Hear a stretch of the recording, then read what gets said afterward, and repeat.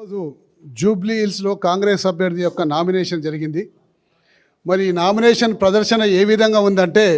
సామాన్యంగా రాజకీయ పార్టీల నామినేషన్లు ఏ విధంగా చేస్తారంటే, ఆ నియోజకవర్గంలో ఉన్న కార్యకర్తలు మరి ఆ పార్టీకి సంబంధించిన వెల్ విషర్స్ అందరూ కూడా పిలుచుకొని నామినేషన్ చేసేది ఒక ఆనవాయితీ. కానీ ఇవాళ అంతర్రాష్ట్ర రౌడీ మూకాల ప్రదర్శన జరిగినట్టు జూబ్లీ హిల్స్లో నియోజకవర్గంలో, హైదరాబాద్లో, ట్విన్ సిటీస్లో ఉన్న మాజీ రౌడీ షీటర్లు, ప్రజెంట్ రౌడీ షీటర్లు, నేర చరిత్రలు అందరూ కూడా ఆ ర్యాలీలో పాల్గొని బీభత్సం కత్తులు కటాలతోటి ఇలా ఎంత కనిపించినా కానీ పోలీసులు ఏమీ పట్టనట్టు, అంటే తమకి ఇది మా డ్యూటీ కాదన్నట్టు వాళ్ళ కళ్ళ ముందరనే కత్తులు కటాలు పట్టుకున్నా కానీ ఏమీ అనకపోవడం నిజంగా చాలా విచారకరం అని చెప్పేసి కూడా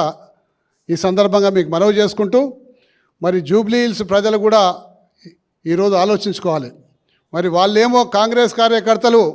మాలో ఒకడు నామినేషన్ వేస్తుండే ఈరోజు అని చెప్పి ఈ రౌడీ మూకలందరూ కూడా సంతోషంతో ఎగిరి గంతులు వేసేసి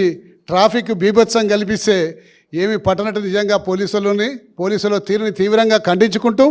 మరి రాబోయే రోజుల్లో జూబ్లీ హిల్స్ ప్రజలు ఆలోచించుకోవాలి.